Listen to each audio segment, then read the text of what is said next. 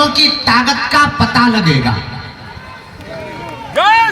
जब फ्रांस के लोग अपनी सड़कों पर उतरकर फ्रांस को बचाने के लिए सड़कों पर उतर सकते, इंग्लैंड के लोग अपने देश को बचाने के लिए सड़कों पर उतर सकते, तो हम भारतीय क्यों नहीं अपने भारत को, सनातन को बचाने के लिए सड़कों पर उतर सकते। किसी ने हमसे कहा बाबा यात्रा से दंगा होगा, हम कहा दंगा वाले ठटरी के बड़े दूसरे हैं, इसमें गंगा बहेगी। ये दंगा के लिए नहीं, गंगा के लिए पदयात्रा है। ये तनातनी के लिए नहीं, सनातनियों के लिए पदयात्रा है।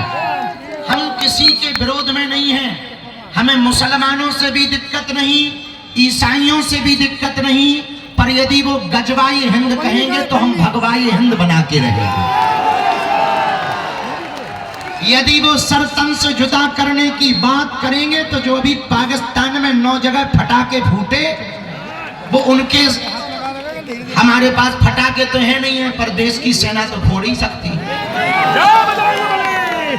तीसरी बात और सुनो, 1947 में एक विशेष मजहब मुसलमानों के द्वारा मांग हुई कि हम भारत में नहीं रह सकते। अच्छी बात, उनके लिए अलग टुकड़ा बना दिया, नाम हुआ पाकिस्तान। क्या हुआ? पाकिस्तान। ठीक हुआ, अच्छी बात है, बट ही गया। लेकिन अब जो शेष बचा भारत, उस भारत में जहां 80% हिंदू रहते हैं, वो तो हिंदू राष्ट्र हो जाए।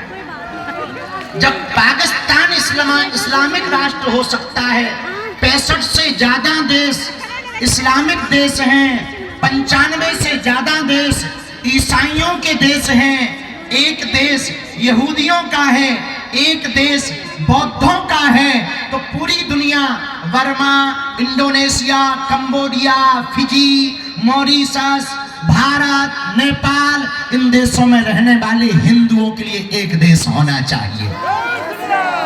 आज नहीं कल होगा। किसी ने कहा बाबा हिंदू राष्ट्र की डेडलाइन क्या है? हम कहा जिस दिन तुम्हारे जैसे पढ़े लिखे नक्कटा हिंदू राष्ट्र की मांग करेंगे, उसी दिन भारत हिंदू राष्ट्र हो जाएगा।